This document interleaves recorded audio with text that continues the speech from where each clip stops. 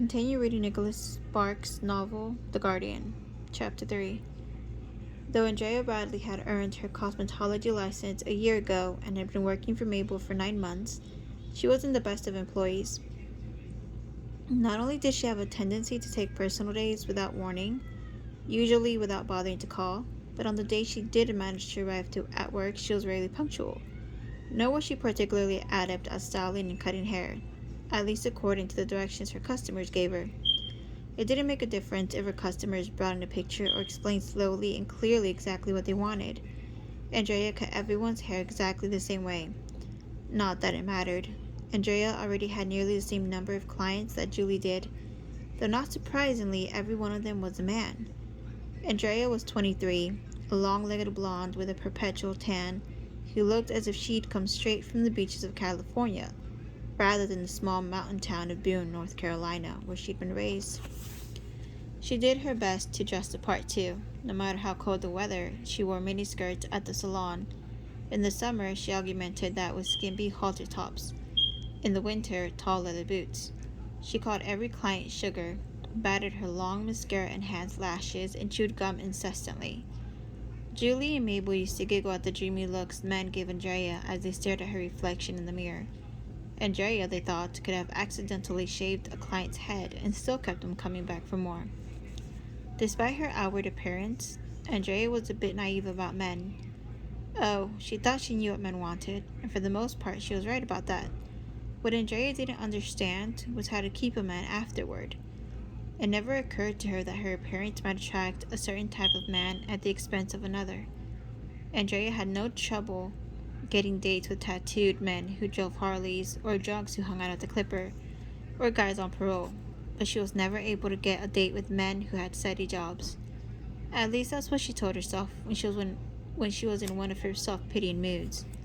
In reality, Andrea did get asked out regularly by reliable working men, but she seemed to lose interest in them quickly, then promptly forget they'd even asked. In the past 3 months, she'd been out with 7 different men, 31 tattoos, 6 Harleys, 2 parole violations, and 0 jobs. And right now she was feeling a little sorry for herself. On Saturday, she'd had to pay for dinner and the movie because her date didn't have any money. But had he called this morning? No, of course not. He wouldn't think of calling her today. Her dates never called unless they needed money or were feeling a little lonely, as so many of them like to put it. But Richard had called the shop this morning asking for Julie. Even worse, Julie probably didn't have to buy him dinner to get him to do it. Why, she wondered, did Julie get all the good guys? It wasn't as if she dressed well. Half the time she looked downright plain, what with her jeans and baggy sweaters, and, let's be frank here, ugly shoes. She didn't exactly go out of the way to flatter her figure. Her nails weren't manicured, and she wasn't tan at all except in the summer. And anyone could do that. So why had Richard been so taken with Julie? They had both been here when Richard walked into the salon for a haircut last week. They both had a break in their appointments, and they both looked up and said hi at the same time. But Richard had asked Julie to cut his hair instead of her, and somehow that had led to a date. Andrea frowned just thinking about it. Ouch! Brought back to the present by the yelp, Andrea glanced at her customer's reflection in the mirror. He was a lawyer in his early 30s. He was also rubbing his head. Andrea put her hands back. What happened, sugar? You jabbed my head with the scissors. I did? Yeah, it hurt. Andrea's lashes fluttered. I'm sorry, sugar. I didn't mean to hurt you. You're not mad at me, are you? No, not really, he said finally, pulling his hand away. Looking in the mirror again, he studied the job she was doing. Don't you think my hair looks a little lopsided? Where? Here, he pointed with his finger. You cut this side way too short. Andrea blinked twice, then slowly tilted her head from one side to the other. I think the mirror is crooked. The mirror? He repeated. She put one hand on his shoulder and smiled. Well, I think you look handsome, sugar. You do. Across the room near the window, Mabel looked up from her magazine. The man, she noticed, was practically melting into the chair. She shook her head as Andrea started cutting again. After a moment, feeling reassured, the man sat up a little straighter. Listen, I've got tickets to see Faith Hill and Rayla in a couple of weeks, he said. I was just wondering if you'd like to go. Unfortunately, Andrea's mind was back on Richard and Julie again. Mabel had told her that they'd gone to the Slocum house. The Slocum house. She knew, though she'd never been there before, that the Slocum house was a fancy restaurant. The kind of place where there were candles on the table and they hung your coat for you, if you needed it, in its own special room. And there were cloth tablecloths, not those cheap plastic ones with the red and white checkerboard pattern. Her dates had never taken her to a place like that. They probably couldn't even find places like that. "I'm sorry, but I can't," she answered automatically. Knowing Richard, though of course she didn't know Richard at all, he'd probably send flowers too. Maybe even roses. Red roses. In her mind she could see it clearly. Why did Julie get all the good ones? "Oh," the man said.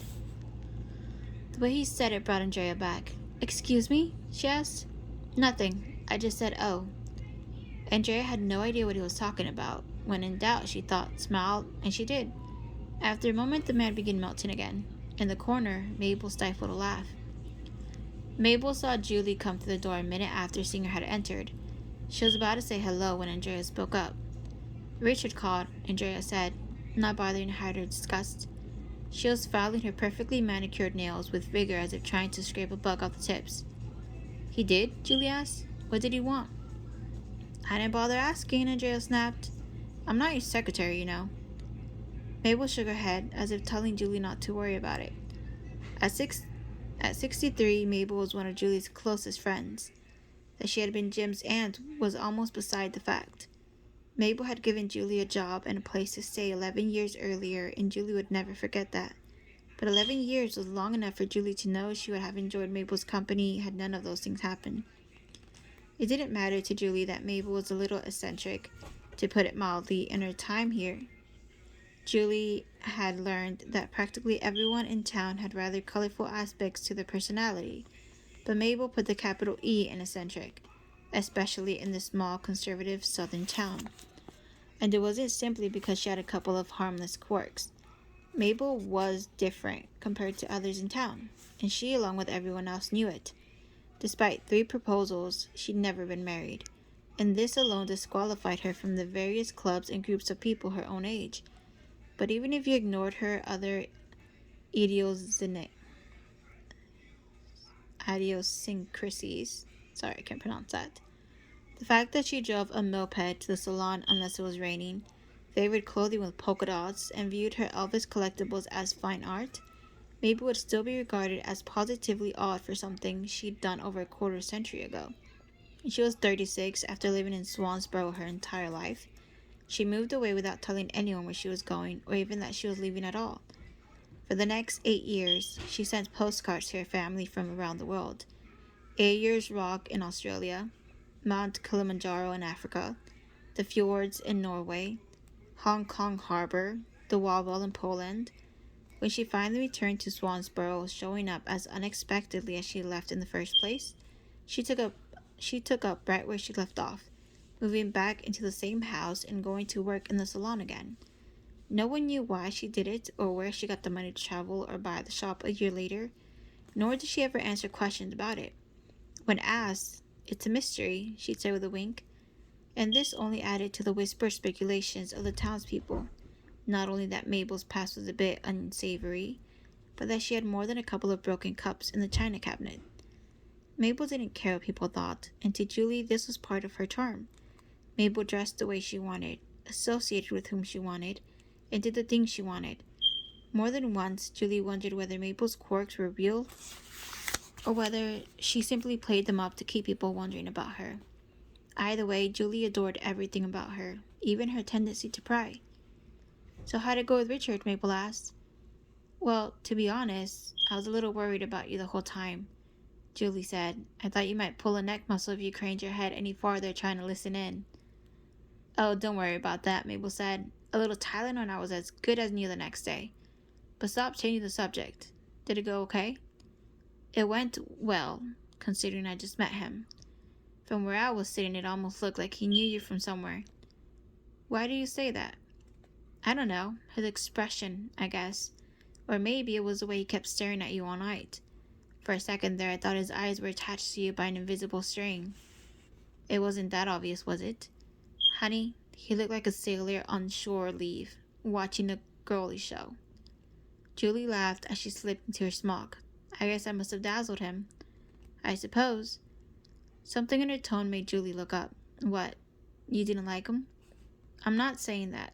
I haven't even met him yet, remember? I was out when he came into the shop, and you didn't exactly introduce us on Saturday. You were too busy staring back.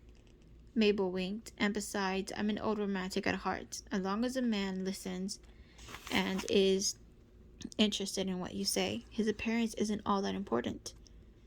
You didn't think he was good looking? Oh, you know me. I'm more partial to the guys who come in looking for Andrea. I think tattoos that cover the arms are sexy. Julie laughed. Don't let a giant hear you say that. She might get offended. No, she won't. Unless I drew pictures. She wouldn't know who we were talking about. Just then the door swung open and a woman stepped in. Julie's first appointment for the day. Mabel's appointment. Another woman followed her a moment later. So, are you going to go out with him again? Mabel asked. I don't know if he'll ask, but I probably would. Do you want him to? Yeah, she admitted. I think I do. Mabel's eyes twinkled. Well, what's your sweetie Bob going to say? He'll be heartbroken. If he calls again, maybe I'll just tell him you're interested. Oh, please do. I need some help with my taxes. Unfortunately, though, he might think I'm a little too adventurous for him. She paused. So how'd Mike take it? From her seat by the window, Mabel had seen them talking. Julie shrugged. She'd known Mabel would ask. Okay. He's a good guy, you know. Yeah, he is. Mabel didn't press any further, knowing it wouldn't do any good. She'd already tried a few times without results. But in her mind, it was a shame that things hadn't worked out between them so far. Mike and Julie, she thought, would make a good couple. And despite what either of them imagined, she was sure that Jim wouldn't have minded at all. She should know. After all, she was his aunt.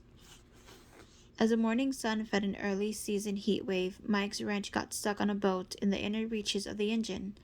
Struggling to free it, he pulled a little too hard, nicking the back of his hand. After disinfecting the wound and putting on a bandage, he tried to free the wrench a second time with exactly the same result. Cursing to himself, he pushed away from the car in frustration and stared at it, his expression cold, as if trying to intimidate the car into doing what he wanted. All morning long, he'd made one stupid mistake after another, on a repair that was second nature to him, and now he couldn't even get the stupid wrench free. Not that it was entirely his fault, of course. If anything, Mike thought it was Julie's fault. How was he supposed to concentrate on his work when he couldn't stop thinking about her date with Richard? Her nice date, her fun date. What, he wondered, had been so nice about it, and what had she meant by fun? Only one way to find out, he knew, though he dreaded the very thought of it. But what other choice did he have? It wasn't as if Julie had been all that forthcoming with him, and he couldn't exactly head over to the salon and ask Mabel in person, not with Julie standing right there. That left Henry and his only option. Henry, the good, kind, older brother. Yeah, right, Mike thought. Henry could have told him earlier, but no. He had to set him up. Henry knew exactly what he was doing when he left the conversation hanging like that. He wanted Mike to come begging for information, to come crawling to toss a few zingers. Yeah, well, not this time, pal, Mike decided. Not this time. Mike approached the car again and began working his hand toward the wrench, still stuck. Looking over his shoulder, he wondered if using a screwdriver would give him the leverage he needed to pry the wrench free. Deciding to give it a try, he reached in. Just when he had it where he needed to be, he heard Julie's voice again, and the screwdriver slipped from his grip. It was nice, Julie had said. We had fun. As he reached for the screwdriver, it slid further, rattling downward like a pachinko ball and finally vanishing from sight. He leaned over, and despite the fact that he knew everything about this particular engine, he had no idea where it had gone. Mike stared, blinking back his disbelief. Great, he thought. Just great. The wrench is stuck. The screwdriver was absorbed in a mechanical black hole, and I'm not getting a single thing done here. I've been working for an hour, and if it keeps going like this, I'm going to have to place a new order with Blaine Sutter, the Snap-on tour representative. He had to talk to Henry. It was the only way he could put this behind him. Crap. Mike reached for the rag and began wiping his hands on his way through the garage, hating the fact that had come to this, and trying to figure out the best way to ask. The challenge, he knew, was not to let Henry know why he was so interested. It would be best if the topic came up naturally, or Henry would end up rubbing his nose in it. His brother lived for moments like this. He'd probably spent the whole morning preparing zingers. With people like that, there was only one thing to do, and that was to use the fine art of deception. After taking a moment to formulate his plan, Mike poked his head into Henry's office. Henry was sitting behind his cluttered desk, placing an order on the phone. Directly in front of him was a packet of miniature donuts sitting next to a can of Pepsi. Henry always kept a stash of junk food hidden in his drawer to make up for the healthy lunches Emma made him. Henry waved him in, and Mike took a seat in the chair across from the desk, just as he hung up. "That was the deal laid down in Jacksonville," Henry said. "They won't have the switch needed for the Volvo for another week. Remind me to call Evelyn, will you?" "Sure," Mike said. "So what's on your mind, little brother?" Of course, Henry already knew what Mike needed to talk about. The look on his brother's face made the topic plain, and though he could have come straight out with what Mabel had told him, he didn't.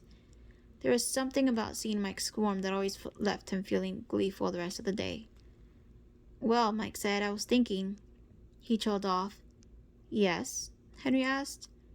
"Well, I was thinking that maybe I should start going to church with you and the family again."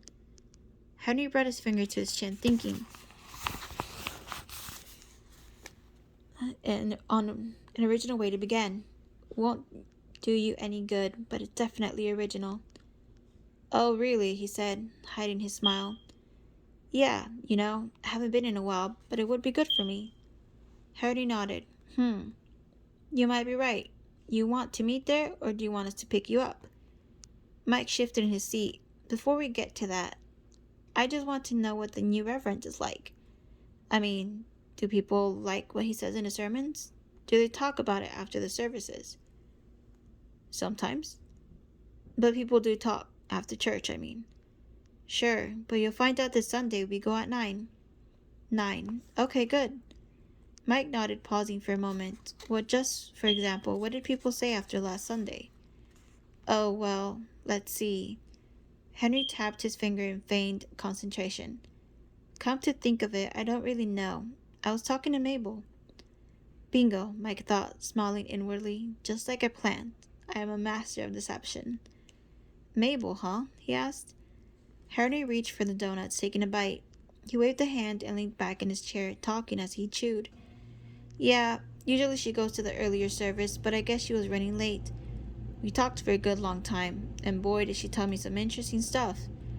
He took a moment to look upward, began counting the little holes in the ceiling tiles for effect, then rocked his seat forward again, shaking his head. "But you don't want to hear about that. We were just talking about Julie's date, and you've already told me you're not interested, so should he pick you up on Sunday or what?" Realizing his plan had just gone up in smoke, Mike just sat there trying vainly to recover. Well, Henry glanced his way, challenged lighting in his eyes. "Unless, of course, you change your mind." Mike paled. Henry laughed. He'd had his fun, and as much as he'd enjoyed it, he knew it was time to stop. "Answer me a question, Mike," he said, leaning forward. "Why do you keep pretending you don't want to go out with Julie?" Mike blinked. "We're just friends," he said, the answer coming automatically. Henry ignored his answer. "Is it because of Jim?" When Mike didn't respond, Henry put down the donut. "He's been gone for a long time now. It's not like you're trying to steal his wife." "Then why have you been acting like I shouldn't go out with her, like last summer on the boat?" "Because she needed time, Mike. You know that. She wasn't ready to start seeing people last year or even 6 months ago, but she's ready now." Put on the spot, Mike wasn't sure what to say, nor did he understand how Henry seemed to know so much. "It's not that easy," he finally answered. "Of course it's not easy. Do you think that asking Emma out the first time was easy for me? There were a lot of guys who wanted to go out with her, but I figured the worst that could happen was that she would say no. Come on, Emma told me she had eyes for you even before you asked her out. You two were meant for each other." "But I didn't know that. Not then, anyway. All I knew was that I had to give it a shot." Mike met Henry's eyes, But she wasn't married to your best friend. No, Henry said, she wasn't. But then, we weren't friends beforehand like you and Julie either. That's what makes it so hard. What if things change between us? They already are changing, little brother. Not really. Sure they are, he said. Otherwise you wouldn't have had to ask me about the date, would you? Julie would have told you herself. She told you about Bob, didn't she? Mike had no answer to that, but when he left the office a minute later, he knew that Henry was right.